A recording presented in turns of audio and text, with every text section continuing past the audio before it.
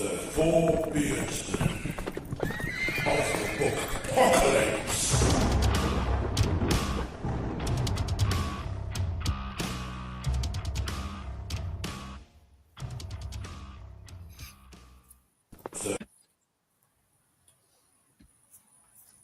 Hello.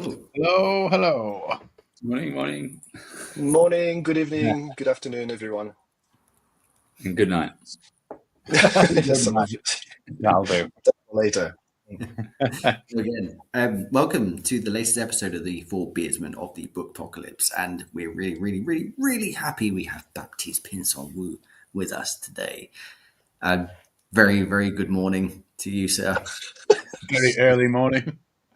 Well, this is Sorry. the land of the rising sun. There's a true. reason for this, right? Yeah. Too true. Has it actually risen yet? Oh, it's so early. The sun rises so early in Japan. This is insane. Like in summer, I think by 4:30 a.m. You already have a bit of sunlight. But then in the evening, it's so the sun goes down very early too. So it's kind of a shame if you ask me. But, Yeah, you don't get the long one. Yeah, no, Yep. it's where have I been? Like, Africa had a similar thing where my wife's from South Africa. The sun's like ridiculous early. I mean, when you're there with a young child that wakes up the minute the sun comes up, it's Yeah. a nightmare. Yeah, you know, Yay! I have a couple of YouTube channels, and one of them is about teaching French. And I used to make those vlog videos, 5:30 a.m. vlog videos with my son, because I was pushing a stroller every day at 5:30 a.m. In summer, and I was using this opportunity to make videos because otherwise that was just just driving me insane to wake up just for a walk in the morning at 5:30. It's probably very healthy, but it's too early. Probably. Right. Late dawn and late sunset. Exactly. That's how it should be, Tim. That's how it should be. Definitely. So yeah, basically, if anyone has any questions in the chat, like fire away. There's enough books that you've done by now, Baptiste, that I'm sure everyone's probably read one of the many genres you've done by this stage. I think the first question is like, what haven't you done, and what are you going to write next? Because we've done the Han Dynasty, we've done Japanese undead samurai, we're now doing yokai and kami. You've done the Midgard stuff as well. Like, Yep. what's next? Where are you going? So the thing is, I don't see it as separate genres because everything is under the historical fiction or historical fantasy banner, if you want. So the flavor remains the same. Now obviously the setting is very different. Some are very are set in reality. So the Han Dynasty is pure historical fiction. There is no magic, no fantasy in them. Then you go to the Viking ones. It's pure mythology. A lot of the kami stands somewhere in between, and so it's all historical, right? Now, at some point, I hope I will do a bit of contemporary as well, but that's not a priority. Now, what I want to do is at the moment and for the next few years, I really want to focus on East Asia. So I will. The Viking ones, that's a trilogy I wrote 4 years ago, maybe. So and it was nearly ready. So I just wanted to publish it and get it done. But beside this, I will try to focus as much as possible on Japan, China, for the foreseeable future, and then move to other geographical settings, maybe. Yeah. What era East Asia? So like the Three Kingdoms Chronicles. Okay. That's my main series in terms of how many volumes there are already. That's 2nd century China. So that's the civil war of the Three Kingdoms in 2nd, 3rd century China. Then the last manuscript I finished is a first book in a historical fiction set in 16th century Japan. So covering the Sengoku Jidai period, so the warring states period of Japan. Same, it's going to be a 5-6 books series. The Three Kingdoms is going to be much longer, by the way. I'll just keep writing it, but not as fast as I used to. So yeah, it's going to be so the Three Kingdoms in China, 16th century Japan. I have some other plans for Japan as well. I would love to write a book set in Nara period, which is like 8th century Japan, before the samurai, before most of what we know of Japan. So when Yeah. you think Japan, you know the shogun, the samurai, the ninja. That didn't exist in the Nara period, but there was another. Let's say this. That's a different Japan with a lot more magic, a lot more court intrigue, and I really want to write a book or set in that period. I have a story already plotted, more into a bit of a noir detective story in Oh, that period. in the 800s era. Yep. Yeah. It's Nathan Crazy. smashing genres together again. Yeah, that's cool. Exactly. So yeah, it's always historical plus something, right? Yeah. So historical plus reality, historical plus zombie, historical plus mythology, and so on. Yeah. But that's a good Shogun cocktail, I think. Shogun was 16th century, right? Yeah. Or- So the series I have started in Japan is the events that will lead to Shogun, Okay. to the events of Shogun. So Shogun is the last fight of this civil war.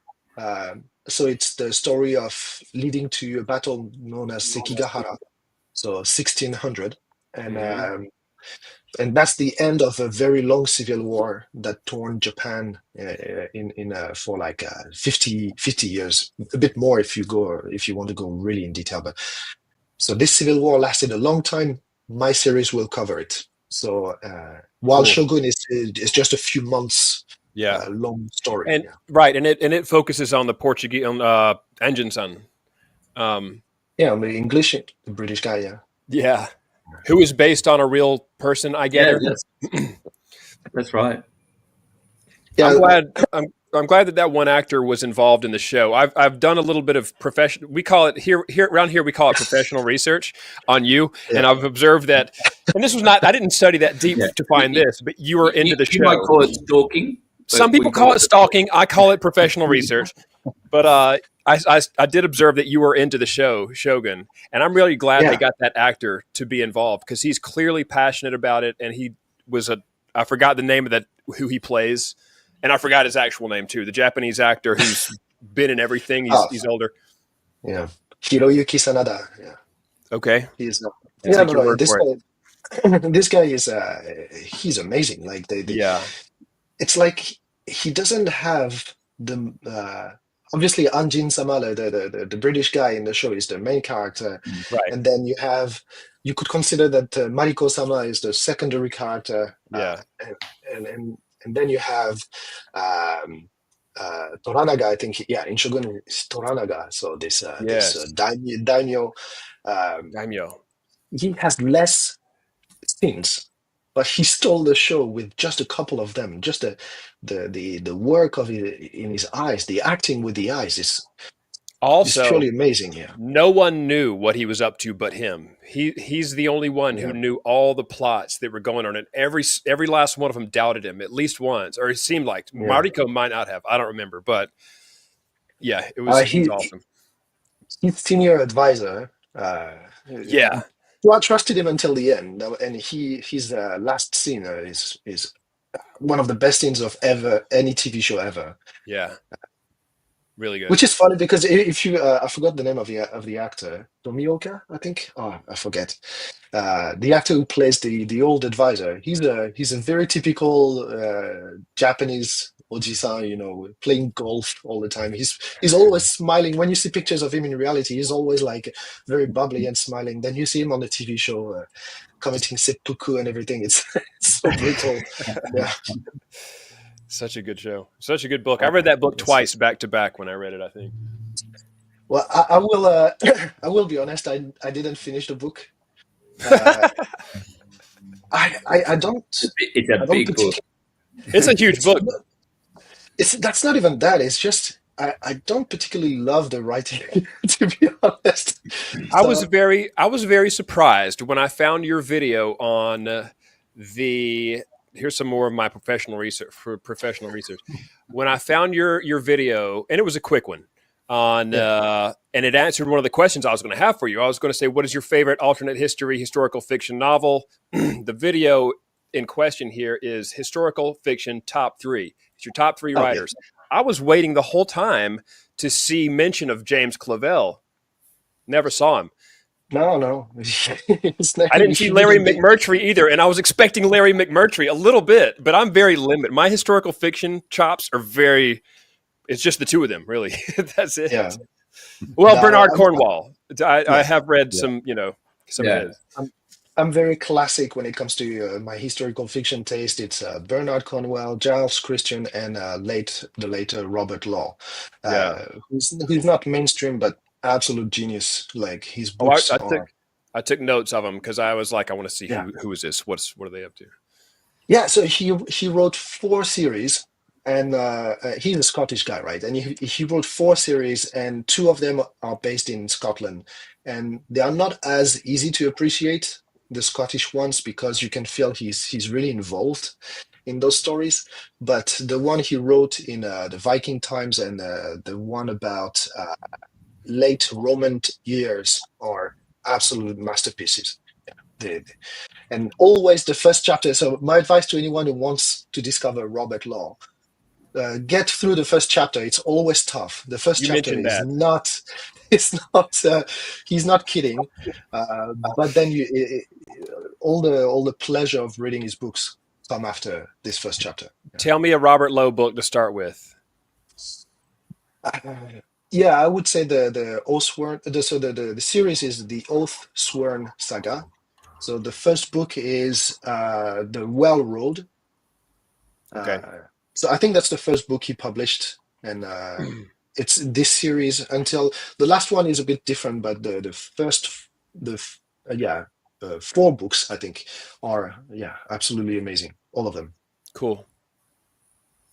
Giles Christian I'd heard of. Bernard Cornwell I'd heard of, but not Robert Lowe.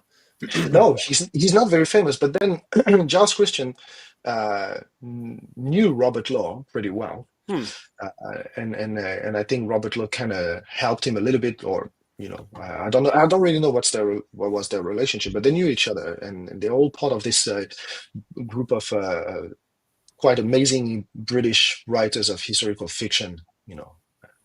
All the Ben Kane and Simon Scarborough and all of this. Yeah, brilliant guys, and Gus Donald and Matthew Harvey, all of those. Yeah. I'm very surprised to hear you don't you didn't finish Shogun and didn't love Shogun, but at the same time, I'm kind of not. I loved it because, as some sources say, it is a definitive picture of that era, and it does well at that. And that's my first kind of, not my only, but almost my first and only like deep dive into that life, into the mindset, into the manners, and everything about it. And so that's part of my obsession with the book, probably. Yeah. Right inside. On the Japanese side, it's brilliant. I think I read 150 pages maybe. The setting, the characters, everything is great. It's the writing I did not get over.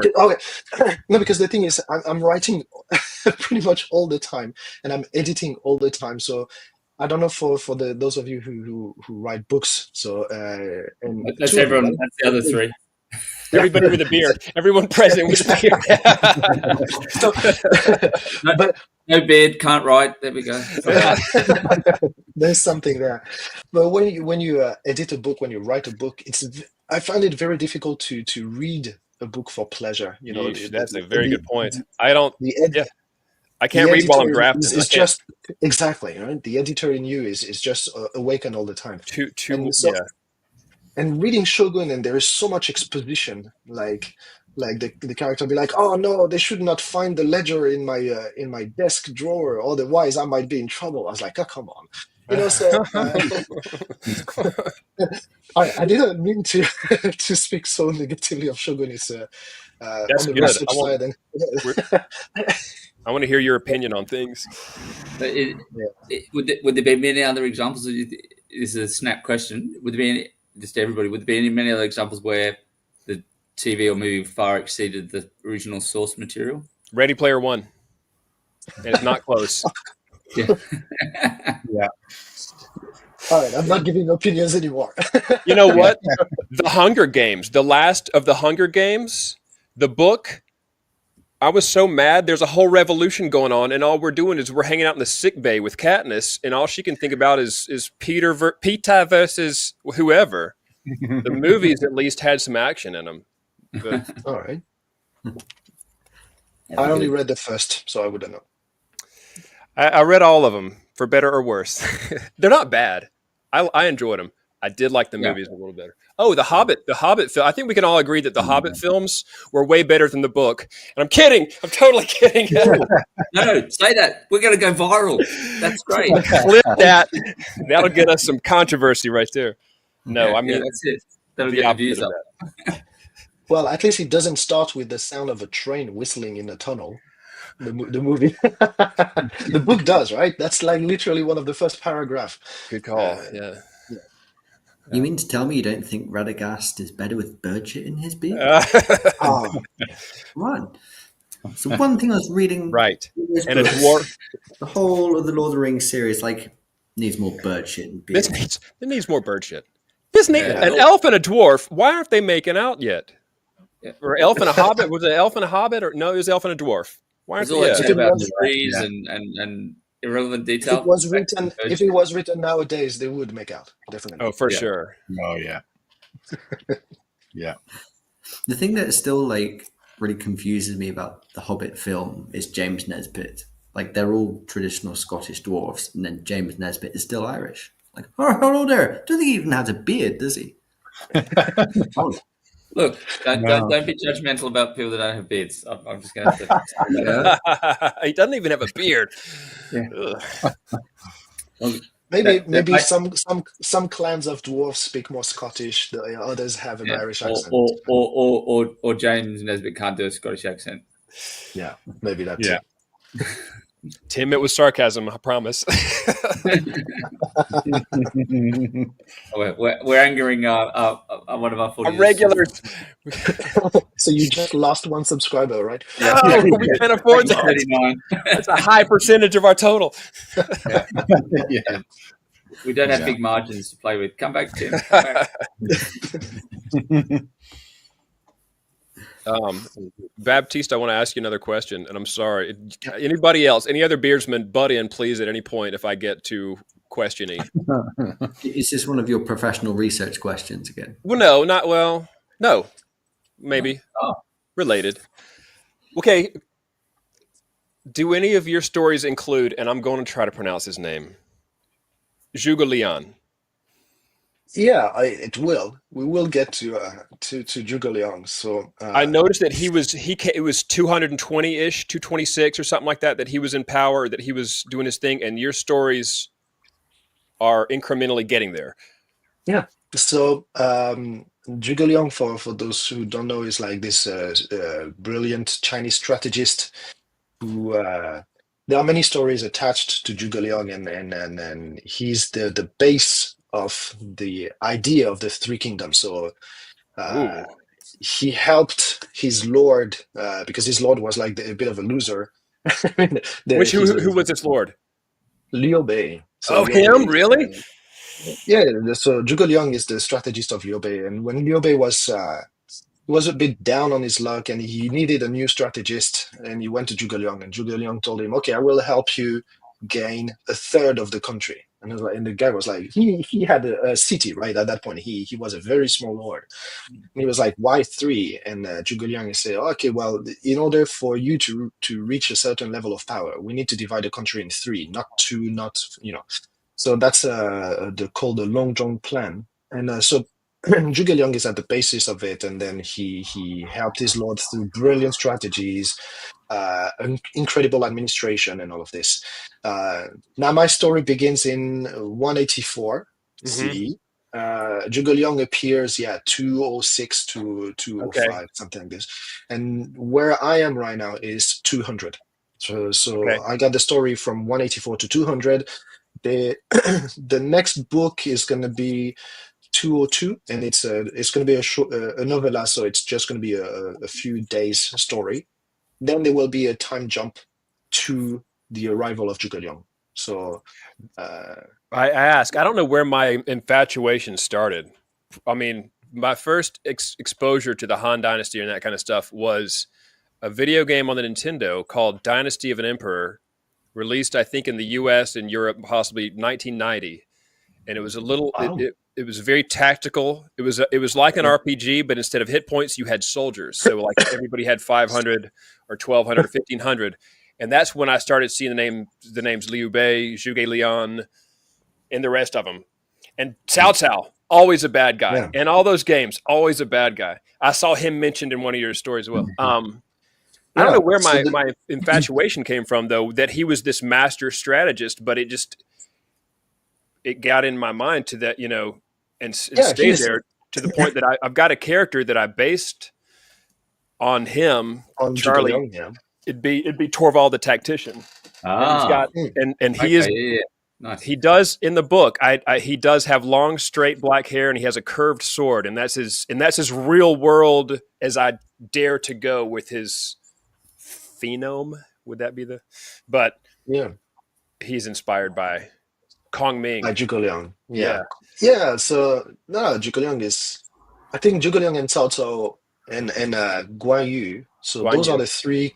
Those are the three characters from the Three Kingdom period that gained almost divine proportions in the Chinese culture. Mythical Guan Yu is, status. yeah, Guan Yu is actually the god of war in China.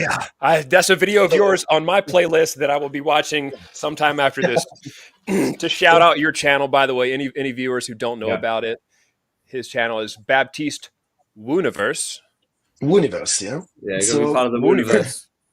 Yeah, And there are join so the many universe. videos on there. I'm I in. I just restarted. There were not so many videos until months ago. Okay. Well, I used to make one video a month or every 2 months. Then I stopped for a year. Then I decided 1.5 months ago to restart making videos, but more often, and to focus on Japanese mythology, and so on. But you still have, Guan Yu videos about my favorite historical fiction. I interviewed some writers as well. Mhm. I will do that again, by the way. I will interview more people in the future. Yeah. Well, no rush. I have a lot to catch up on. So Absolutely. So, yeah, and there is a video about Guan Yu, so this god of war, and then, like you mentioned, Cao Cao is this a bit of a mastermind as well, but always portrayed as the bad guy. He's the bad guy. Yeah, and the first, so the 4 books I wrote and published on the Three Kingdoms are in what I call in my mind the Cao Cao arc. So the secondary character of this arc is Cao Cao, and by the end of book 4, we move to another arc, which is why I paused the writing a little bit, because we move on to another part of the story, which will be more focused on Guan Yu, actually. Interesting. So, yeah. In the games that I've played, and again, starting with Dynasty of an Emperor and then Dynasty Warriors, which I saw your whole video on, games that have come where I did professional research out the ass. I'm that guy. But playing all those, and then eventually there's a film, and I know you know the film, I got questions on that as well. Liu Bei was always a hero. Yeah. And never quite the bumbling, it seems like he might not have been as awesome as the stories, or at least the video games, Oh, no. have made him look. Yeah. So yeah, the thing is, the Three Kingdoms, that is a real story, right? This is his story. And then so that's 2nd, 3rd century. But then there was a book written in 14th century China, so like 1,000 years later. Romance. Romance of the Three Kingdoms. And this book is really the basis of what people know of the Three Kingdoms in general. So people they don't really know the history, they know the legend of the Three Kingdoms. And in this Romance of the Three Kingdoms, Liu Bei, so the lord that Zhuge Liang and Guan Yu serve, he's the good guy. He's the benevolent lord who is fighting to restore the Han dynasty. Yes. He's fighting for the people. In reality, he was probably a bit of an asshole, but that's another story.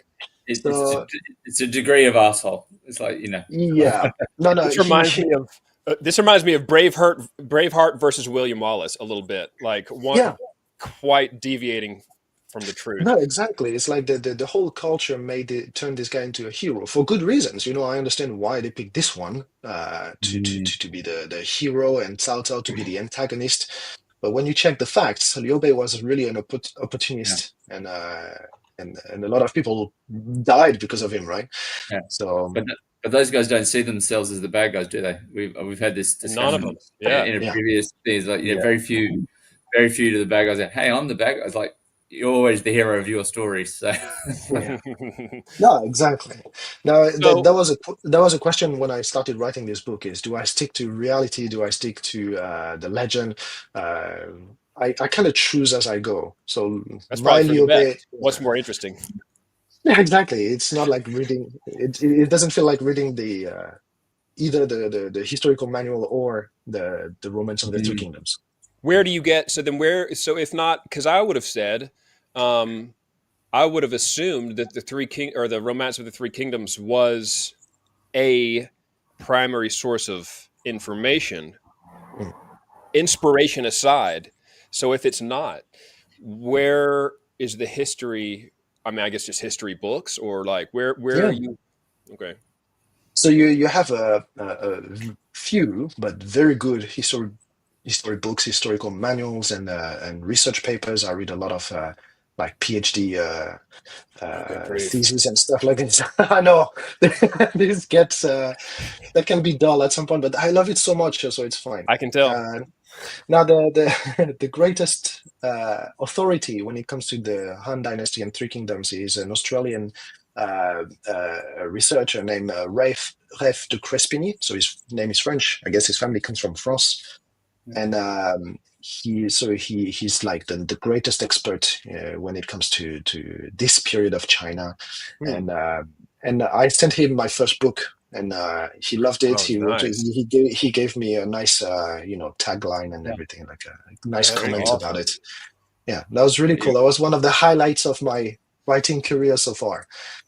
Having Rafe tell me this is a good book. If you go on the expert and get that endorsement, that's brilliant. Yeah, a pretty nice endorsement. Yeah, and so his books, his history manuals are absolutely brilliant. One of them is focusing on Cao Cao, the others on the state of Wu, so one of the three kingdoms. Yeah. You had another researcher, his name, I have his book here, I think somewhere. This one. So Michael Lowe, so he wrote a book, Bing. So he's more of an early Han Dynasty specialist, I think, and he passed away a few months ago. I think he was about 100 years old. So, yeah, and he was very active in the research of ancient China as well. Something you did, you pulling that book off the shelf just reminded me of two of my very favorite books. This one, every nerd has this book. But I have it. I have this exact version of it too. Do you have this one? This is. I do. Of course you do. Freaking Zhuge Liang and someone else's commentaries on the classic. What is this research thing, Jason? Joe, I can't. I'm not that historical. I'm with you, brother. I'm not a historical fiction, but I let smarter people than me. Joe, don't worry. Anyways, that's one of my favorite, and I got some Torvald quotes out of this because again, Zhuge Liang being his inspiration. Okay, I kind of want to relent the floor because I'm just going to talk your ear off about this stuff. But final follow up question regarding the Romance of the Three Kingdoms. Do you recommend that as a book, and is there a version or format? Oh yeah, so the Romance of the Three Kingdoms is such a great book, but it tends to be a bit dry because remember that was written in 14th century and it's written in a very Chinese style, so it's very matter of fact, and a lot of description. And you have plenty of translations. Many of them are good, but the Moss Roberts is the best translation I would recommend. So Moss Moss Roberts, best version of it, I think. So now again, even with the best translation, it does feel a bit old. Textbook. Yeah, Mm. exactly. So which is why I wanted to write this series. Give I people feel like I something should just read fresh. yours. I think I may just Yeah. have to read it. And I'm the guy who notoriously has not read enough books. Everybody else in this podcast has read better read than I am, but I have goals. I really do. Well, I don't know. I'm Old lucky to have read statement. lucky to have read a few of Baptiste's books, which he sent me over the last year or so. So I feel we all haven't read enough. particularly a certain Japanese one, which we mentioned, which is going to be coming out very soon, which I'm very looking forward to. Oh, I hope so. I hope soon. Yeah. Oh yeah, no, I think based on it'd be good to get back into having loved. We've all sort of before the chat mentioned our love of Undead Samurai, which I think I read last year was, so, which was fantastic, and Thanks. yeah, absolutely. I mean, I've got many questions about that one in particular, but I think that point of Japanese history where the introduction of gunpowder and that sort of what we think of more modern warfare and the samurai was a fascinating, and again, a cast of characters and a number of which, as you knowledge, are sort of based on either have the name of well-known characters or amalgamations of them.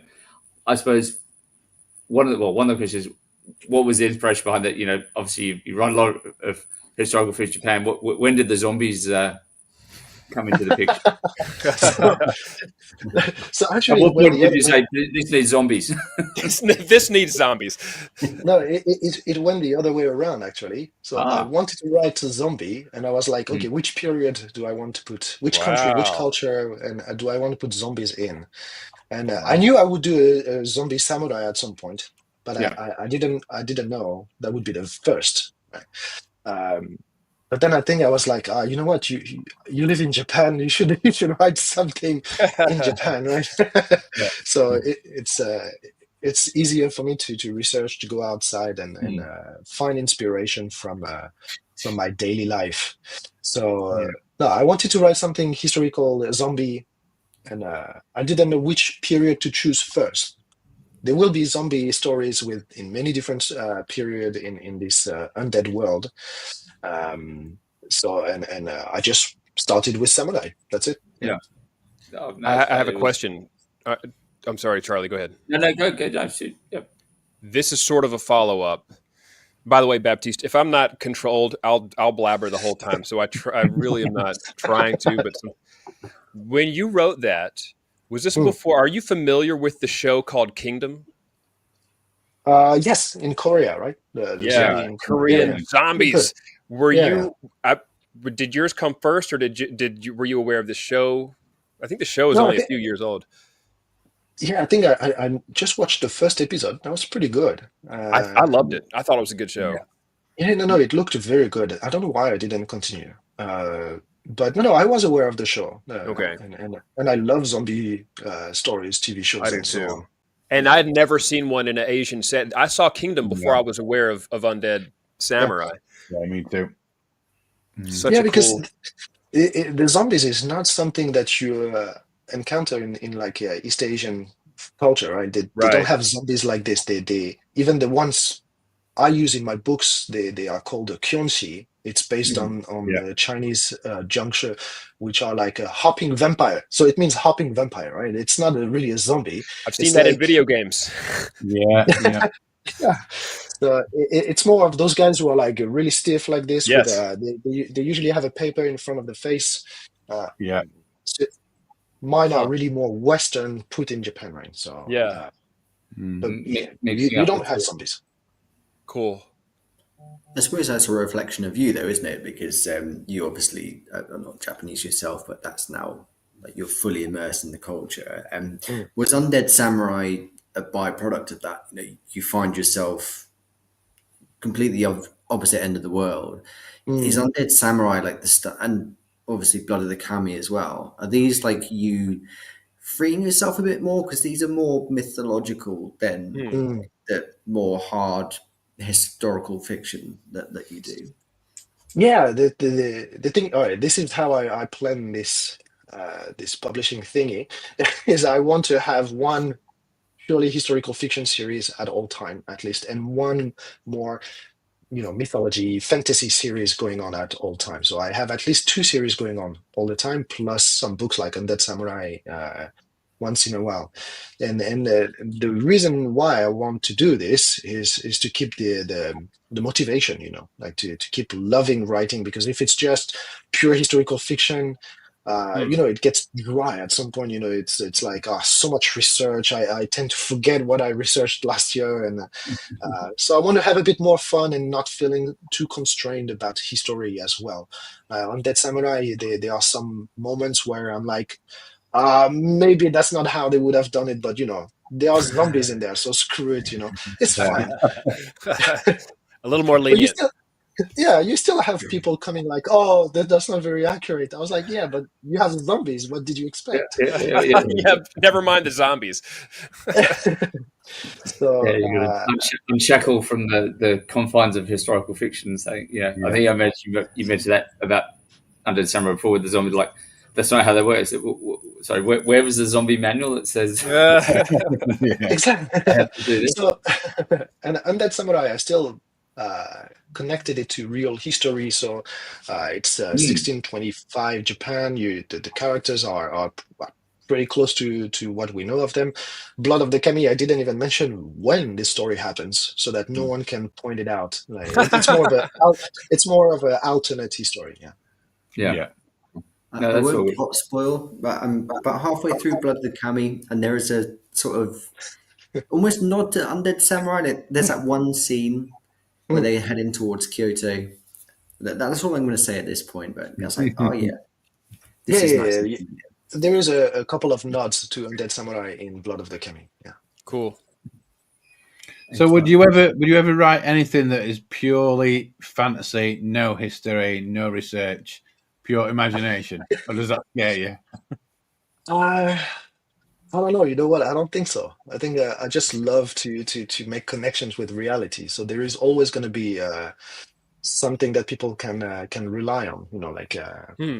And I think it comes to my reading taste as well. The more it goes, the less I enjoy purely fantasy books. I still do, but it's getting more and more difficult for me to finish a 100% fantasy book. Yeah, I think the last one would be Kings of the Wild, which was such awesome. a sweet ride. It's the best book ever, basically. So good. Look, as an aging rocker, quote unquote, there was so much good about this. So much stuff that conversations I've had with people in venues looking at these young bucks coming through. Like, I busted out laughing reading Kings of the Wild a lot of time. I know you did, DB. Yeah. You're in the similar position. No, absolutely same. That was so easy to relate to those characters and their love for each other and their banter. Loved it. Everything was so good in this book. You reminded me, Joe Abercrombie. I don't think he reads any like fiction or despite that he will write fantasy, although he does he likes to find a point in time, and I think he ties his, like, was it the Age of Madness, is the Industrial Revolution type stuff. But I don't know that he reads, but I'm going to meet Joe in May, and I'm going to absolutely give him a copy of my book, and I'm telling him I don't expect you to read it. I just want to give you a gift because you inspired. I write because of First Law. Yeah. If you could take a picture with it, that would be great. But you don't. And if we can take a picture, and if you had a couple words that I can put on the cover, and if you want to read, and if you want to come on the show, Joe, also. Good luck with that. Following. Yeah, they're going to be pulling me away with a cane. They're going to be like, "All right, next." Yeah, our episodes in June might be without David because he might be incarcerated in jail still. If we need another beardsman, we'll give you a shout. We might need a fourth, a temporary replacement. So I don't think I will write anything purely fantasy. It's always going to be tied up. Like, I think the Viking ones is the most fantasy I can get. Yeah. I believe you said what would you say there? If you could break it down to percentages, like a pie chart of fantasy, what how high will you go? The Viking series is historically correct. Yeah, that's mostly fantasy, but it's based on stuff we know, right? On stuff we know, Yeah, on stuff that people know about, right? So yeah. if I tell you Thor, Odin, Loki, immediately you have an image popping up in your mind, probably Mm. Marvel, but No. so that's yeah. I've got issues there. We'll not go there. But I so definitely wasn't thinking of Tom Hiddleston when I was reading that series. Don't worry. my God, when I wrote Loki, same. I had Tommy Hiddleston's image Yeah, in my it takes mind, a while to and get I that out of your head. Yeah, gotta. couldn't detach myself from it. So I I, think my Loki is fairly close to this Loki, but my Thor is very different from yes, I would say Thor. Thor. I wasn't getting the Chris Hemsworth vibe. Perfect. I'll I say don't want him this. anywhere in my books. Yeah, no, it Nice. was Vivian. Good point. I was going to say what I really enjoy about that series, and I think I've said on my post, was the viewpoint from the sort of the foot soldiers rather than the sort of the gods or hang out. You know, it's very much the guy, the grunts on the ground, and that sort of camaraderie, and you know, the bosses don't know what they're talking about. I the Yeah. gods. Yeah, it was a you know a good insight into if that was a life, what would it be? What would it be like to be dealing with these guys that really have very little regard for you, as you're just almost a fly on the wall compared to Cool. Yeah. until things start to go a bit wrong, of course. But Yeah, but I think that was the basis of this story was like yeah, I wanted to write a book about the Norse mythology, but that didn't rely on the gods. You know, the gods yeah, are flawed. They are really flawed in that yes, series, and they have to count on human beings. So when dead human beings, but they yeah, are champions basically to do the hard work. And at the same time, one human being is the reason why everything goes down too. So yes, Ragnarok is triggered by one tiny human being, Cool. yeah, and yeah. So the whole idea behind the Army of One was this motley crew of badass human beings fighting in the mm. world of giants and gods and all of this. Yeah. Awesome. No, it was very good. Yeah, I really enjoyed it. It was very, very highly recommend. Yeah. So, Pippin's joined the chat, so welcome. Thanks, So Charlie. yeah, no, yeah. No, that was good. There we go. We're racking up some viewers. That's which is great. two people that I've met at DragonCon have now commented. Good to see you, Pippin took the Shire Hobbit. Yeah. I wish. Listen, I'm not going to try to pronounce your first name. You should say in the comments what you said to me when you walked up to me at DragonCon. Did he tell you that the Hobbit film was better than the book? No, it was a quote. So on Twitter, I said, if you come up to me and say one of these phrases, I'll give you a gift. And he came up and he said one of the phrases, and it's one of the last lines that Krauss says in this, very and good. it's regarding There you it's go. regarding a spear and a goat. Yeah, it's just come up.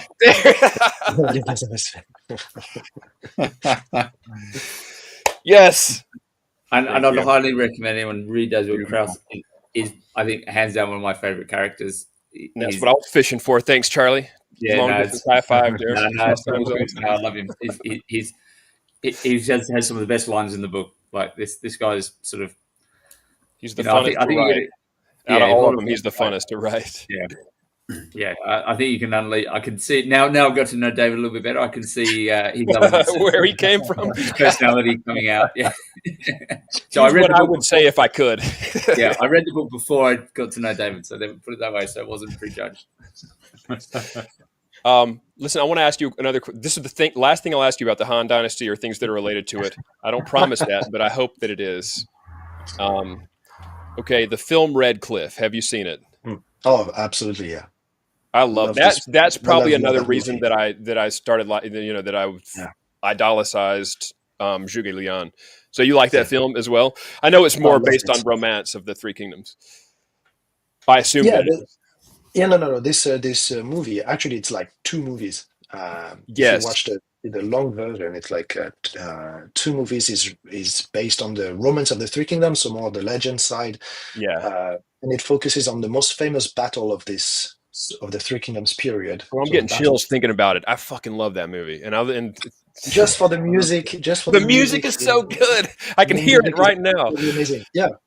And that's one that portrays Liu Bei as an unsung, as an underdog hero type, for sure. Yep. Plus, I you know what, I was thinking about Red Cliff the other day, like 3 days ago. I don't think about this movie every day, so I promise. But I thought about it the other day, and I was like, because very often in adaptations of the Three Kingdoms, I don't know why they pick actors who don't look like the characters at all. Yeah. And then they have to make them look like the characters, and it just looks odd. But this movie, so John Woo's movie, depicts so many actors that look exactly like what you would expect of the characters. Awesome. And I'm watching it tonight, dude. I can tell right now I'm watching it tonight. and the actor. Yeah, go ahead. No, go ahead. No, don't finish. Sorry, I didn't interrupt. The only comment I was going to say, it's a bit like picking Tom Cruise to play Jack Reacher. Exactly. Makes no sense. You are losing so much of the character by doing that. Yeah. But the actor who plays Liu Bei in Red Cliff was so surprising because he's not handsome. He's not like you wouldn't expect him to be Liu Bei, and still he portrayed this guy perfectly. He grows on you. He really does. Not only that, but the thing is, it's like because of all those video games, we always have the image of those characters being 30 years old, right? Yeah. And even though the story goes on for like 50 years, right? So now at the time of Red Cliff, Liu Bei is 50, right? He's 50 years old. He shouldn't be this young upstart anymore. He should look like exactly what he looks like in the movie Red Cliff. So I really appreciated this movie just for that. Yeah, for many other reasons. Yeah. I haven't seen it, but I will definitely be. Watch if you don't know the story, watch the short version. It's perfect as it is. And then if you get into the Romance of the Three Kingdoms, books, my books as well, or you want to research a bit by yourself, then watch the long version because it's really packed with more secondary characters, information and scenes and all of this. Right. I haven't seen the long version in probably 20 years at least, and I don't even know where to find it. But I'm gonna have to hunt it down and find it. Yeah, no, but you should. I mean, if you can find it, you should. Yeah. I just want to point out Vivian's excellent comment that some of the coolest people he knows are in their 50s. So as for sure, I would endorse that comment.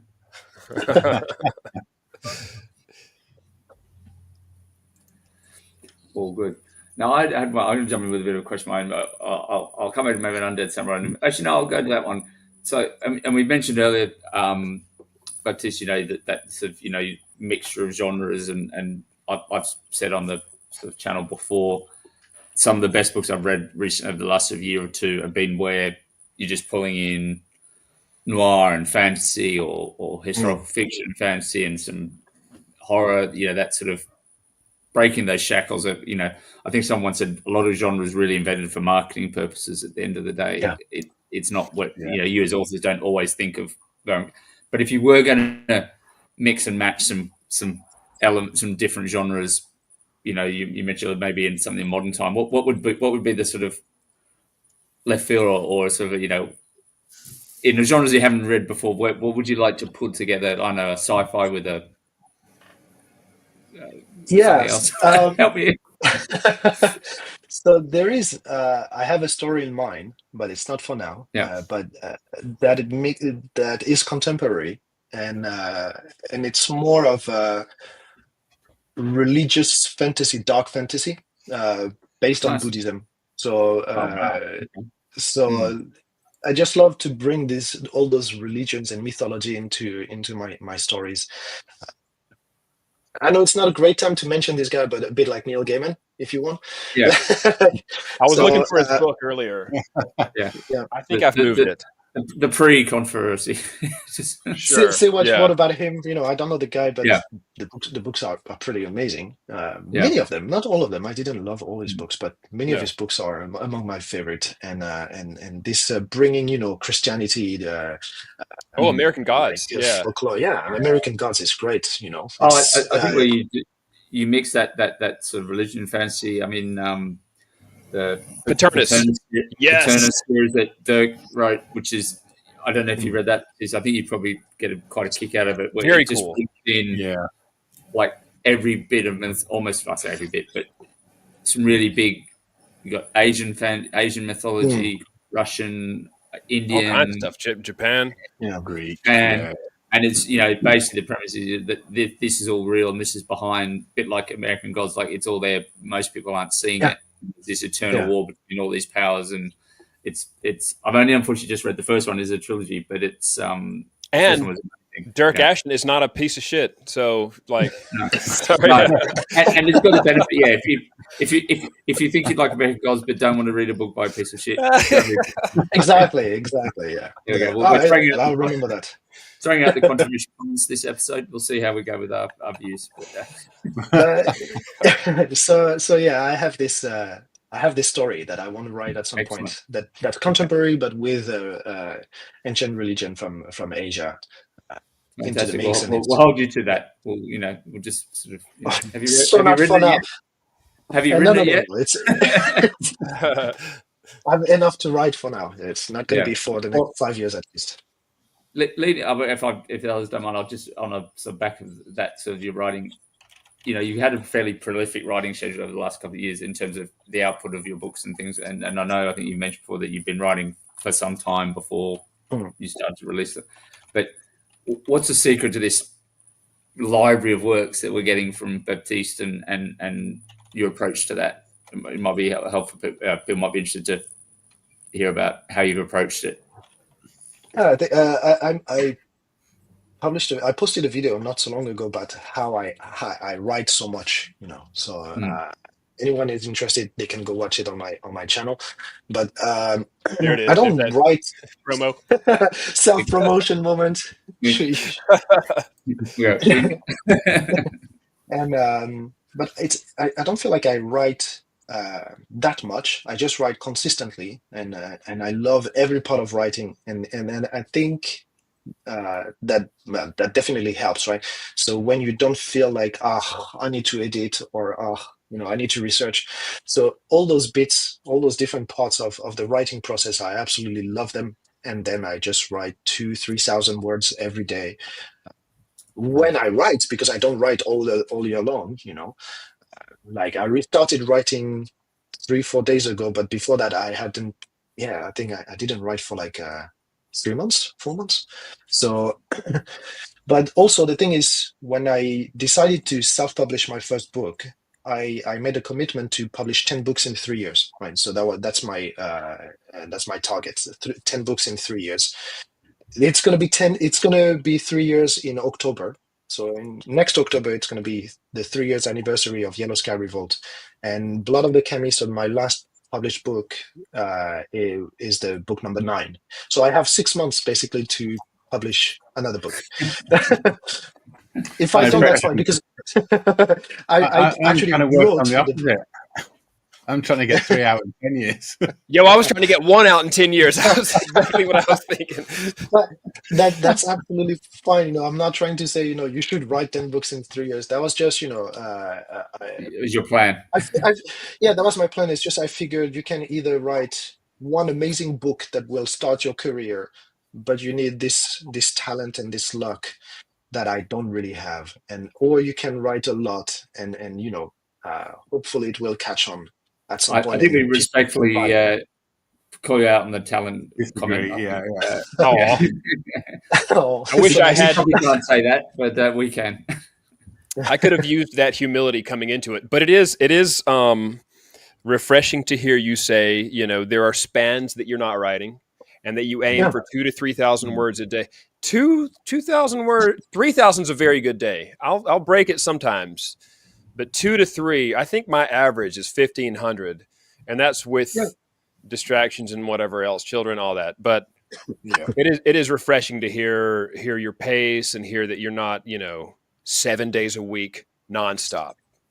No. It's like now Yellow Sky Revolt. My first 2 books, I wrote them each in 2 weeks. The first draft. But that was a weird time. David, just throwing himself out the window. He's gone.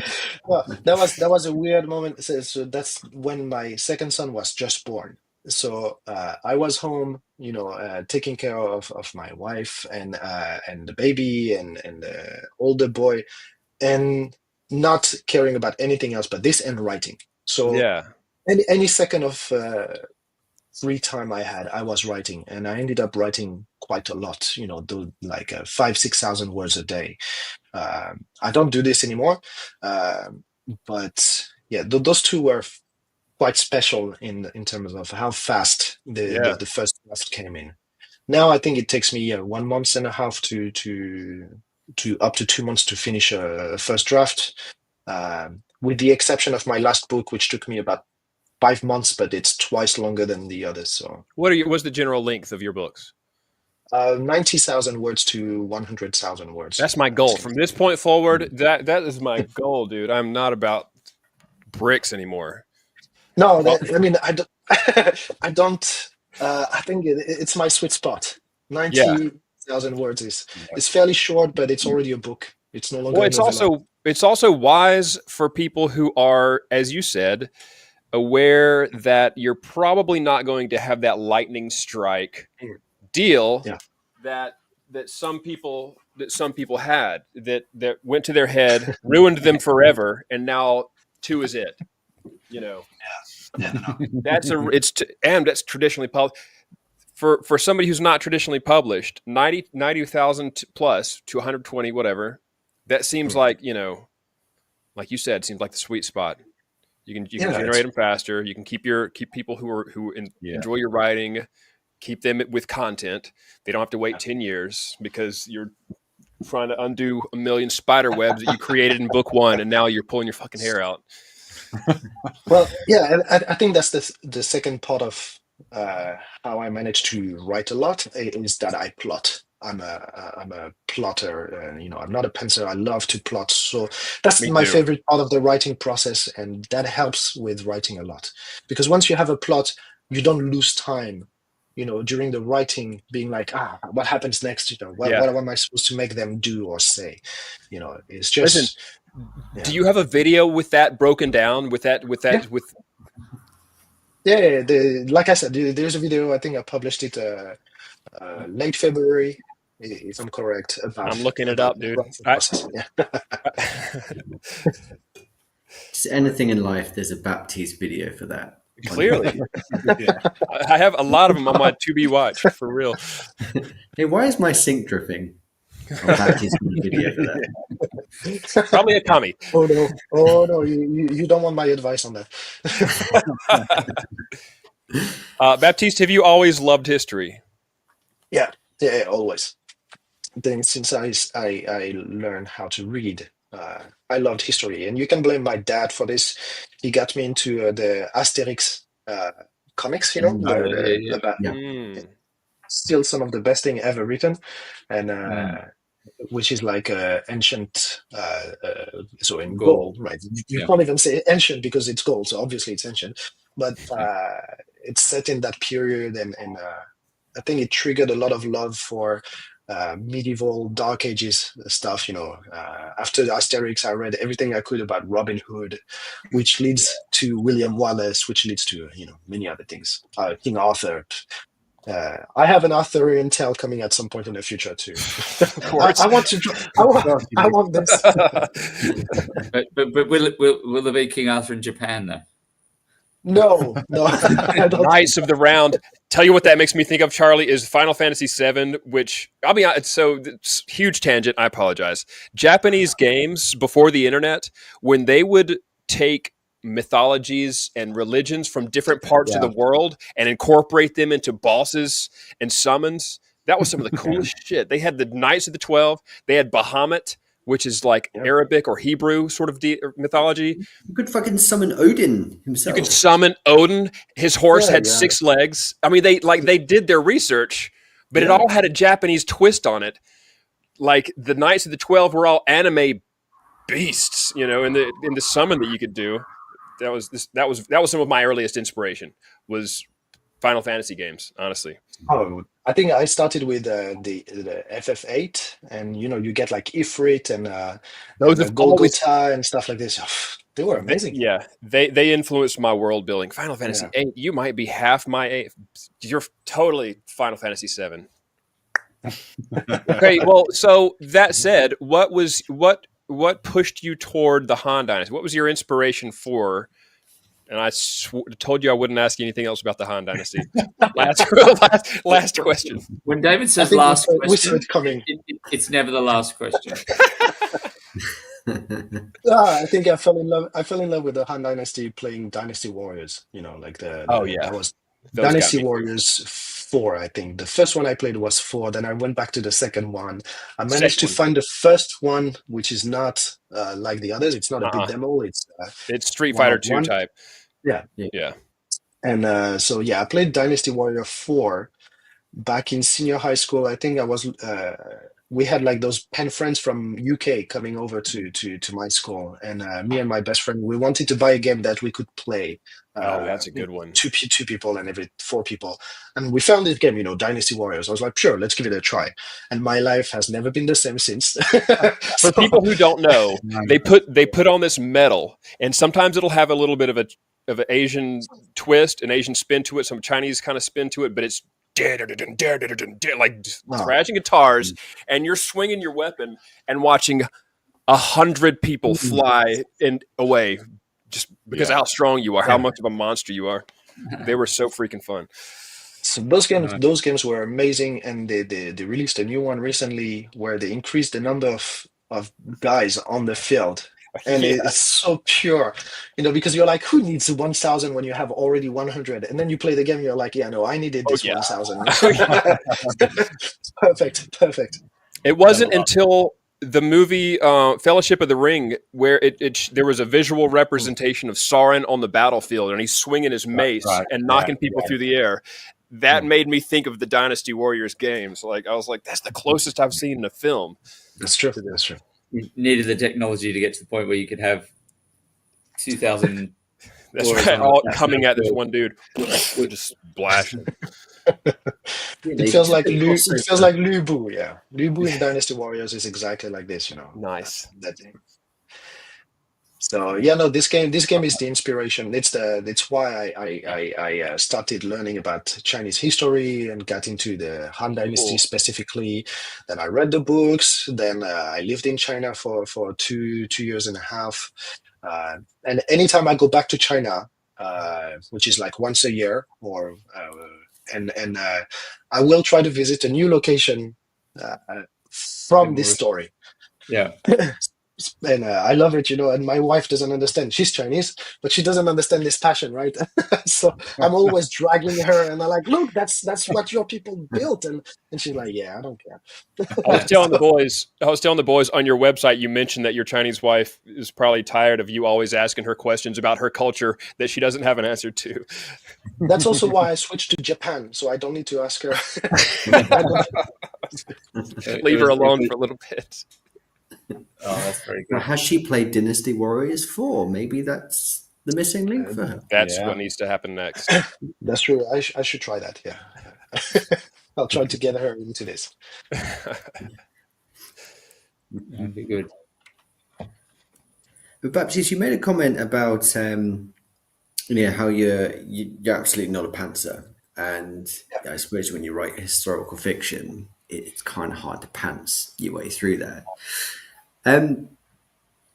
But for me, when I tried to write a historical fiction pirate story, which then became Sky Pirates and nothing like anything factually accurate, but it's still at the heart the story of Blackbeard the pirate.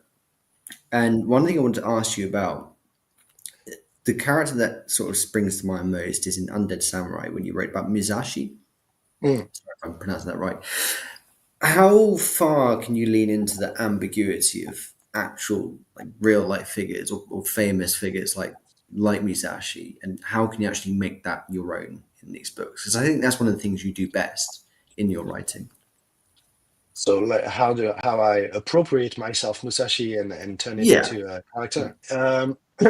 Well, I think that's something that I discovered while writing Undead Samurai is how much fun it is to use tropes, and I was shying away from tropes in the Three Kingdoms Chronicles, and then I think I read Never Die from Robert Rob J. Hayes. Hayes.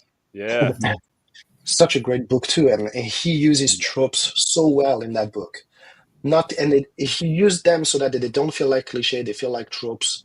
And that's something I was like, you know what, I'm going to do the same with Undead Samurai. And Musashi, so Miyamoto Musashi is like this very famous swordsman from Japan who wrote the book of the Five Rings and so on.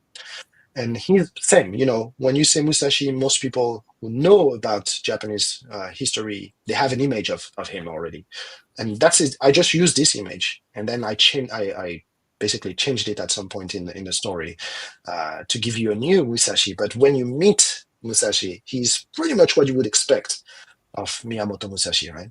So this very experienced swordsman, he's a master of a young student, and he's not a samurai himself. He doesn't serve a master, but at the same time, he's respected by all of them because he's known as the best in the land. So I think for you and Blackbeard, that must be the same. You use what people know of Blackbeard to create a character, to shape a character, and then you give him a new flavor. We've all seen that side of Blackbeard with like the flaming petar or whatever it was he put in his beard, and what else can I say about him? And that was the same with Musashi. So how can I give a Musashi that everyone knows, but with an extra layer? What kind of extra layer can I give him?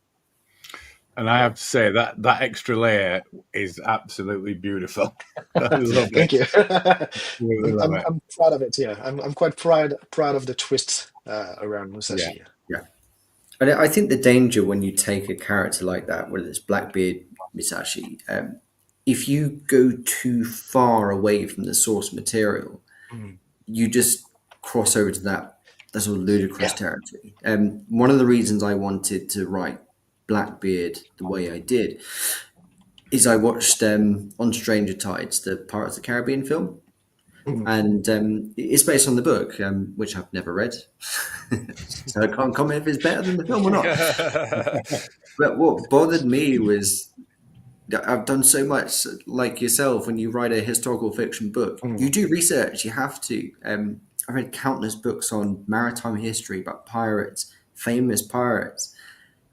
And then this film just made him like this voodoo reincarnated arc pirate, and it didn't make sense. It's like, this is a guy from Bristol in the southwest of England.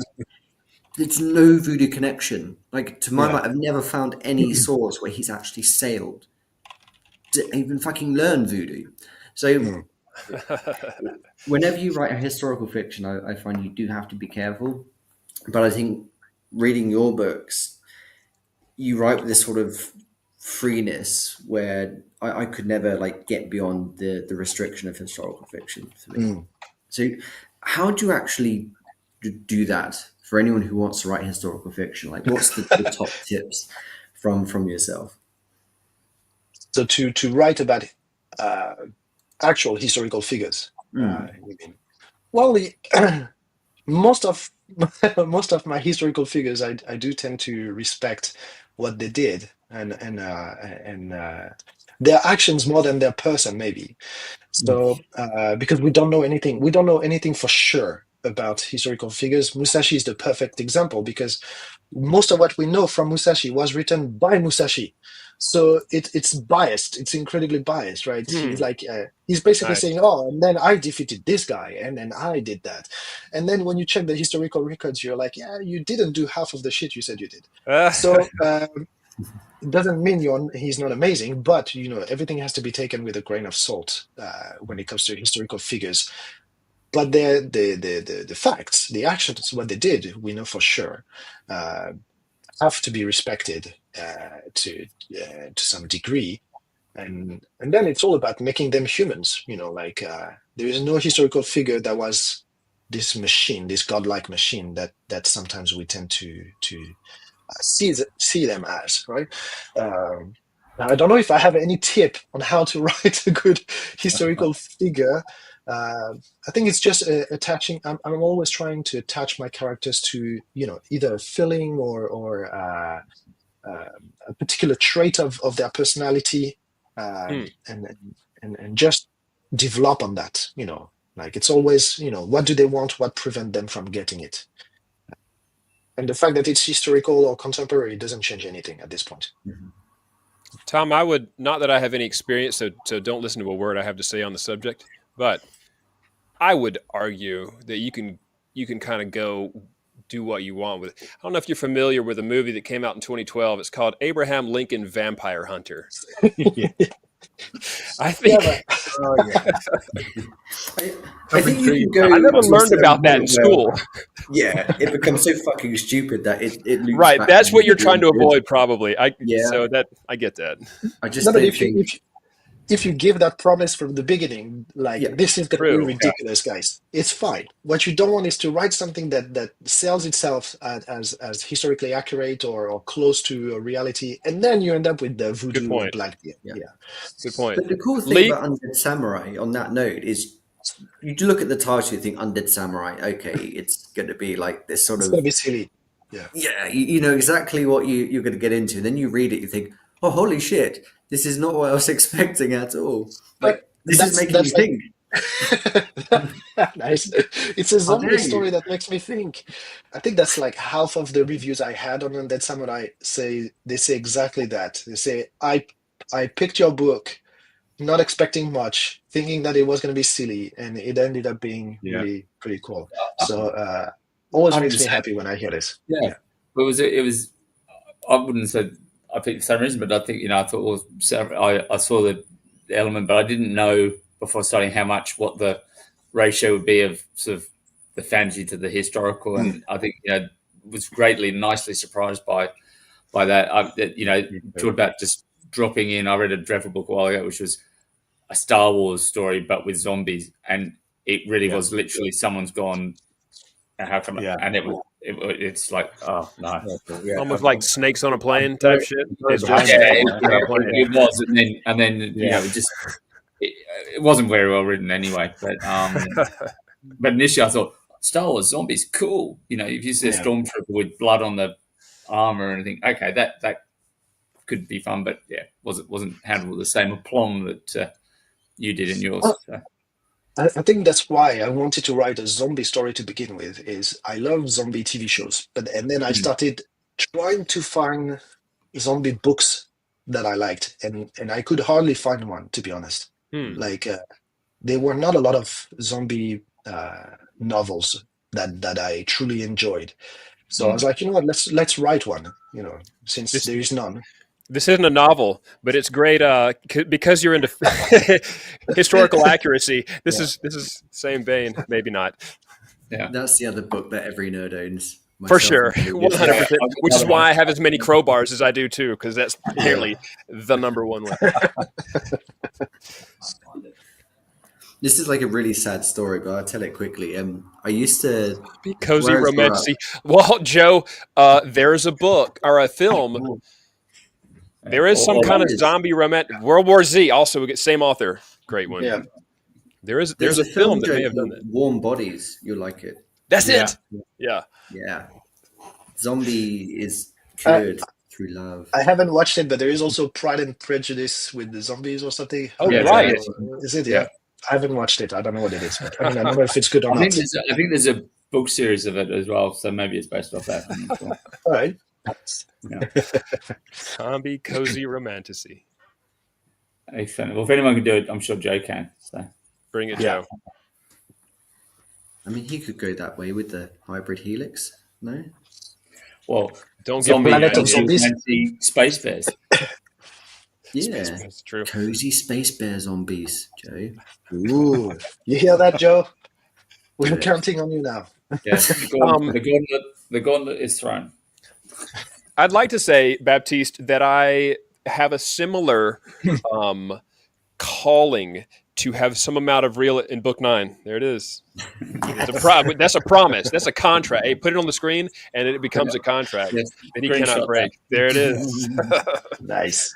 I'd like to say that I have a similar approach. Rather than it starting at historical fiction, mine don't. But they do take a piece of reality and I put that into a fantasy setting. And it's always a similar, like my priority is the world in which I write books. And I plan for all my books to be in the same world. And so if I am inspired by a show like Yellowstone, then I start thinking, I want to see ranchers in a fantasy setting. And I'm not talking about cows and horses. I'm talking about Catoblepus. This is an old Greek monster that can exhale like a smoke that can petrify you. And then people that are trying to ranch those, why do those exist? Like figuring out why they exist, figuring out where they will exist in some kind of like Western terrain or whatever. I like to take pieces of reality and put them into a fantastical story, whether it's a crime story. I'm like inspired by mafia stories, Goodfellas, that kind of stuff. Anyway, I feel like that's a slightly similar vein, but I'm not going to be writing historical fiction that would hold the attention of people who are purists like yourself, probably. Yeah, but I think it's the same for most writers. We love to whatever we watch or play or read, we want to put some of that, whether we decide it or not. It can be unconscious, but we put it in our stories. Yeah. Like I wrote a book while watching Peaky Blinders, one of my favorite TV shows, and I was watching Peaky Blinders, and I was like, I want a gangster story, but what historical period? And I was like, okay, ancient Gaul. So I wrote a book about gangsters in Gaul. So that's good. I definitely will publish this one. It's quite fun. More recently, go ahead. Yeah. No. Go ahead. Have you read Peter McLean's Priest of Bones? Is it? Yeah. No, I haven't. Absolutely. Maybe not, but bro, it has to be inspired by Peaky Blinders. It's so much overlap, but it's fantasy setting, gangsters back from the war. Really cool. Yeah, really it's basically it's like what do those warriors do when they're not they're not back soldiers anymore. Yeah. Build an empire through violence and bloodshed over corpses. Yeah. All right. Pretty cool. I'll check about that. I was gonna say, like, recently I'm finally playing. I'm like 5 years late. Red Dead Redemption 2. Oh my gosh. It's such an amazing game. Very like immersive.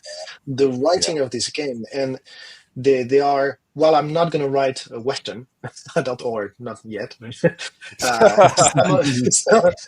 moments of that, some emotions of that story, I as I played, I was like, I need to put this in the book, right? At some point they ride to save the little boy, the only kid in their group. And it's like everything stops, like all their argumenting, all their infighting stops, and they go save the boy. And I was like, damn, I need this feeling in one of my stories. Yeah. Well, maybe we keep with the Asian theme. You cover the Mongol Empire because they're horseback. You can sort of merge. Okay, Absolutely. there it is. There's the link. There will be a Mongol story. I promise. Maybe in the undead world.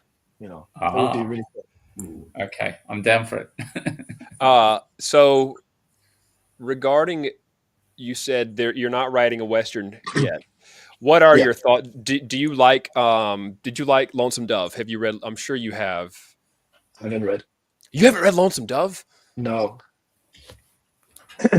Don't until you have some free time coming up, because it's going to inspire you to write a Western.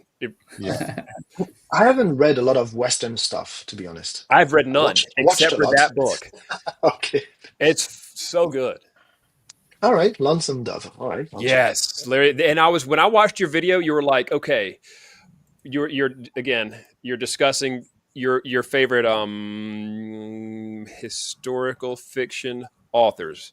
You're like, no, as far as the writing goes, and I'm like, oh, this is probably gonna be Larry McMurtry, Lonesome Dove, and you're like Robert Lowe, and you're like, okay, as far as the story goes, and I'm like, oh, this is gonna be Lonesome Dove, and you said Bernard Cornwell, and you said, now as far as the characters go, and I said, this is gonna be Lonesome Dove. No, Sorry, haven't read. if I read it, and I may have to redo this video and include Lonesome Dove into it. If it were to take the title for any, it would only be characters, because like a lot of books of this time, the story and the plot are not as important as the setting and the characters, in my opinion. Those are some of the best books that focus on characters rather than. Have you read? Do you read Joe Abercrombie? Have you read much of his stuff? Yeah, a little bit. Yeah. Casca, the mercenary. What's his name? Casca something or another. He is extremely based on. I mean, I'm kind of extrapolating here. I know that Joe loved Lonesome Dove, but Augustus McRae, who is one of the main characters in Lonesome Dove, they're not a spitting image of each other because he's not a mercenary, but they are such similar characters, and they're both explosively with personality. They're just really good characters. All right. So maybe after I finish the game, that would be a nice totally into a novel. Yeah. Absolutely. Yeah. All right. Sounds good. And then it's time to rewatch Deadwood, if you haven't already. And if you want to veer from Western into fantasy, especially a creepier kind of fantasy, written by our own Beardman. Segue. Yeah. Beautiful. Man is segueing like a pro. I think it is. This one is in my Kindle. Is it? Yeah, I think so. Really? Cool. Yeah. See, there's no history there. Well, I mean, there's flavors, but it's got there's a reason that it's only flavors of a historical theme. That's all. There is a crow on the cover. That's all that matters. And I'll read it. and if you get to the end of that book and don't be furious with Daryl, in a good way, challenge on. I'll be interested to know. I'll keep it in mind. Speaking of like professional segues, and I might need you for this, David. We haven't talked much about your new book, Baptiste, which I feel like we should. Thank you. You have released one. Yeah, I just released one 2 weeks ago now. Not even a week ago. A week something ago. Last week, was it? Oh, maybe I don't know. So this one, Blood of the Chimney. That cover is so good. Yeah, it's a beautiful cover. Right? I was saying to the guys before we came on the call that the imagery and the artwork is fantastic. You know, Even like it's capturing a lot of imagination, I think. You have that sort of Rolodex of all the different kinds of yokai. So I was like spending a lot of my reading time like, ooh, what's this one do? Ooh, what's this one do? But that's the best as a historical fiction fantasy writer, is like when you push your readers to like put a bookmarker in the book and go on Wikipedia and learn more about this or that. You are doing something right when people research the characters or the creatures from the books and so on. Yeah. So, but yeah, the cover is like I wouldn't say I published a book for the cover, but that was one of the great motivations there. I wanted to work with that artist for some time, and at first I contacted him for another book that I haven't published, and then I realized it's not perfect. His art did not fit the book as well as I wanted. So then I wrote this book, and I was like, oh wait, let's go back to this artist, and we started working on it. And that was pure magic. It felt like it took forever for the cover to be ready while he worked on it, but then it was so amazing. This feeling of having a glorious cover like this, it's perfect. Worth the wait for sure. Yeah. But it's that sort of very artistic. Like you could see that blown up on a wall, not just on a book cover. It's that. I do like that style. Plus, you get to play a lot with all the pieces of the cover, because he can send you he sent me all the different images separately. So now I get to do a lot of montage and collage and all of this, right? Lovely. Yeah, that's a good process to go through. So I'm looking forward to work with him on the second book. Who's the author or artist that is? So his name is Christian Benavides. He's known as a Voyager, and he does a lot of Asian-inspired art. You get to see. I think you can see some of his drawings, pictures on like YouTube music videos and all of this. So I think yeah, he's. I can send you a link later. I don't know if I can do it here, but he's from Colombia. He's from Colombia. Okay. And he's such a nice guy, and he's obviously very talented. Yeah, But I the think thing I've is, got like, in the sorry. So it's Asian inspired, but it's not 100%, right? It's some of the details are not exactly like what they would be in reality, which makes it perfect for Wow. Sorry, I've distracted myself by bringing his website up. watching it. Yeah, go check his website, his Instagram. Yeah. Absolutely amazing what you will find there. Good grief! I shouldn't have clicked on it. Good Lord. Yeah, I know. I did the same thing. I've got a big screen next to me. And I was like, "Oh, hang on." Okay, clicking off it for the moment. We'll come back. Yeah, I'll that's click it off. Keep it for later. Keep it for later. Yeah. Yeah. For sure. You made me think of another question. I don't remember what it was. Is it about the Han Dynasty? No, it was not. Believe it or not, it was not. I might be spent on that for now. I would ask you. I was going to ask you earlier. We're so beyond this subject. How did you feel about the movie? Having read William Wallace's history, how did you feel about the movie Braveheart? Well, the thing is, when I watched the movie, I didn't know much about. Okay, so the movie came first. So, yeah, the movie came first, so I Okay. loved the movie. Yeah. Right, I was like 10, 11, I think, when I watched it, and so I fell in love with the movie. The movie was great, and you get in. The feeling remains even watching it. I think I watched it last year, and even though I'm like, it's a bit silly here and there, because I loved it in the first place. Well, I still love it, right? If I discovered it right now, I'm not sure how much I would appreciate Braveheart. Yeah. It was one of my first experiences with the epic battles, Right. and all that kind of stuff. But also But with the when thing is, when you read about Kilt's getting shot in the ass with an arrow, I'm still scarred by some of that. but when you read about how he was eventually dispatched, the movie is the PG version. True. Yeah. No, but I think there was a movie done like The Outlaw King. I think it's a Netflix movie. That's its follow-up. Basically, it's what happens after Braveheart, but this one is a lot more accurate, or a lot more realistic. It's a great movie. Robert the Bruce. About Robert the Bruce, played by Chris Pine. Yeah, and I think that was filmed in Scotland as well. I think I think that might be my favorite Chris Pine movie so far. Okay. Good one. Possibly similar question. It is about the Han Dynasty. I'm kidding. It's not about the Han Dynasty. You had mentioned that you had read you mentioned Robin Hood earlier. Yeah. Do you have a preferred Robin Hood film? Because there's as many of those as there are movies, period.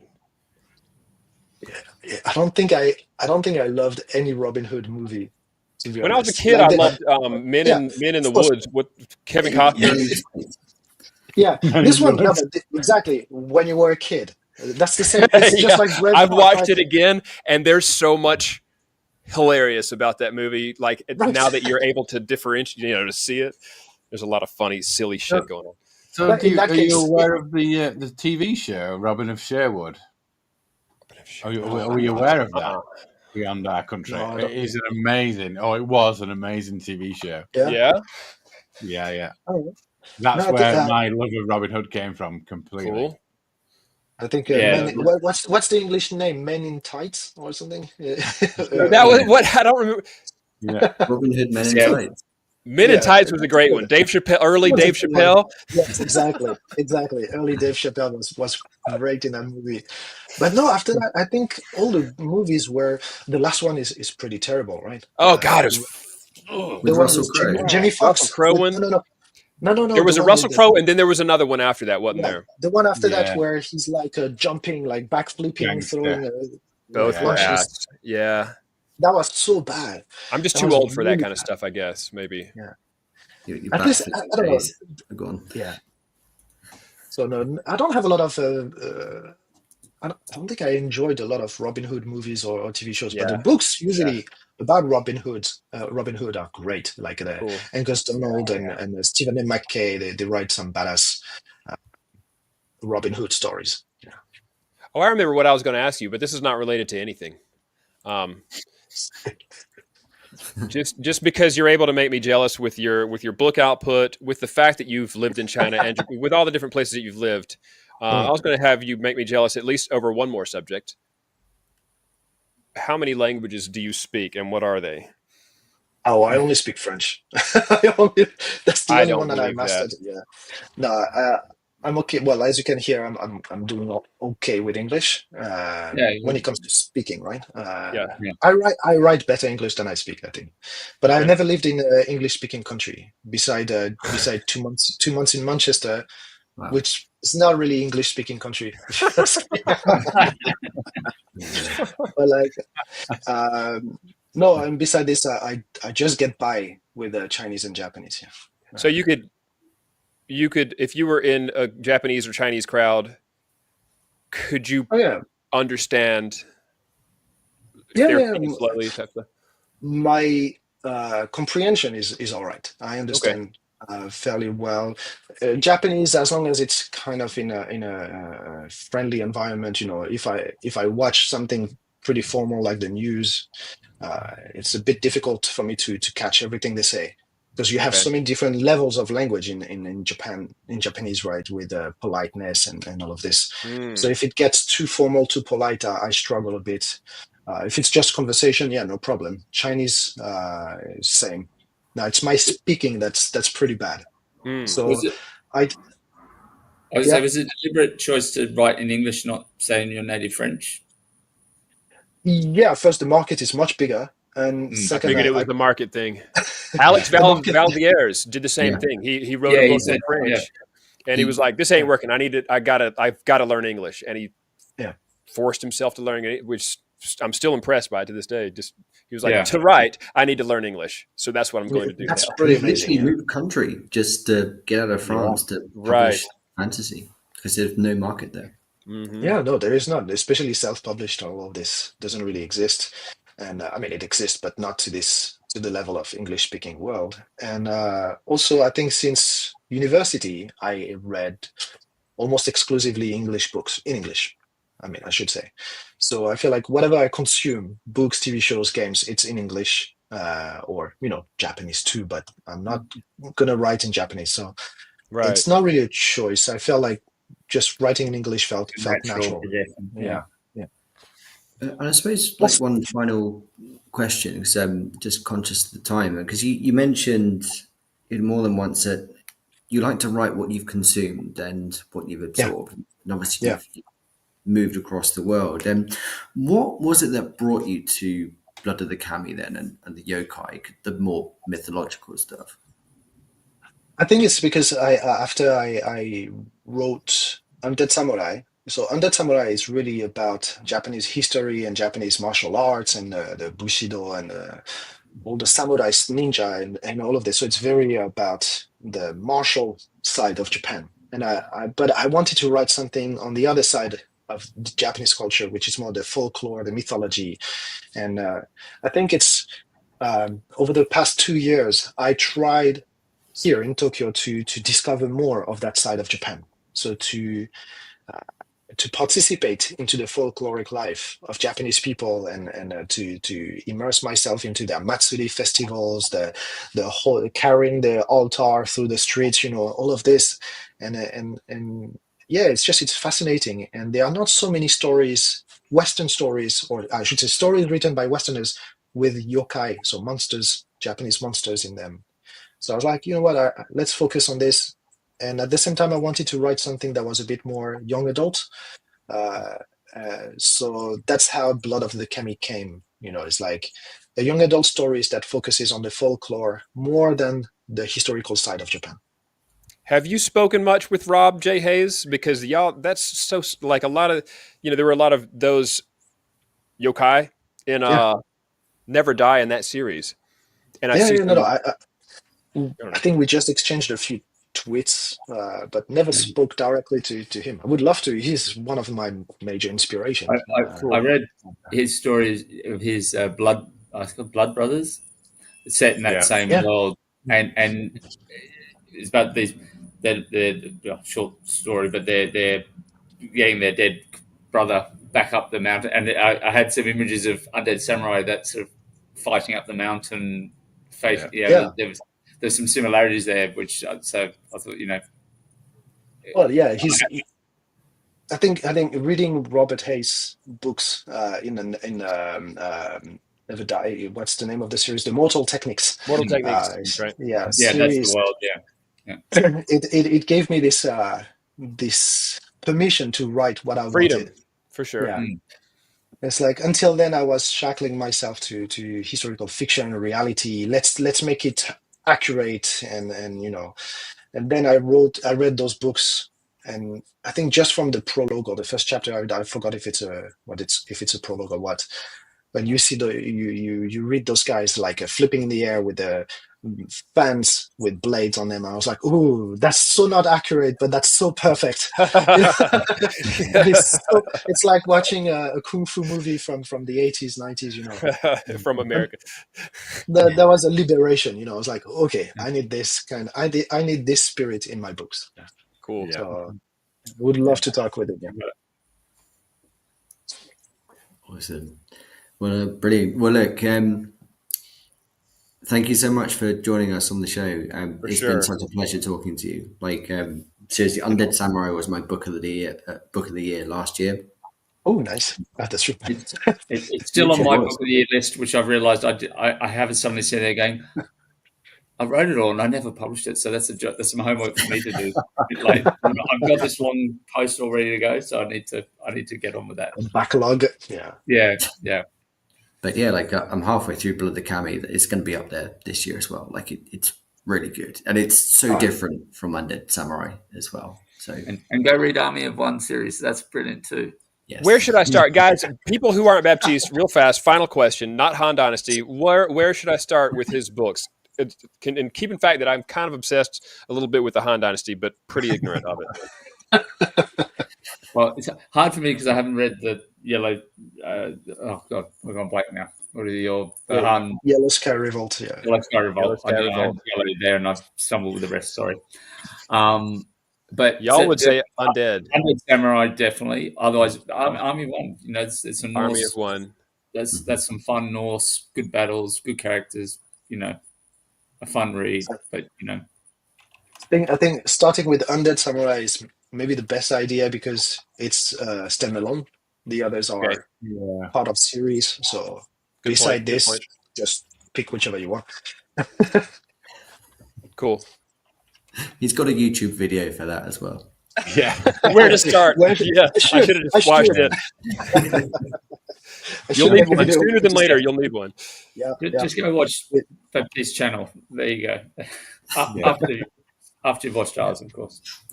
Brilliant. Well, before we go, Baptiste, where can we find you on the socials? Where do we need to go to pick up your books? So my books are all on Amazon. It's so difficult for me to do anything but Amazon because I live in Japan. So all the printing and shipping and all of this is a nightmare. I can't really do signed version or this kind of things. So I keep it simple. You can find all my books on Amazon. Some of them are on Barnes and Nobles and things like that. Like the hardcover version of Blood of the Kami should be there. Cool. And but as for me, well, you can find me on all the X, Threads, Blue Sky, and so on, Facebook too, and Instagram, and the YouTube channel. So I'm all over the place. Awesome, brilliant. Well, thank you for you to join us on the panel, and for everyone watching, whether you're watching live or later on, and we appreciate it. And we hit 40 subscribers this week. So exciting! Thank you very much for inviting me, guys. We might be down to 39 after we upset a few, but hopefully we'll stay. Have a good one, guys. Take care. Take care, everyone. The Four Beardsmen of the Bookpockalypse.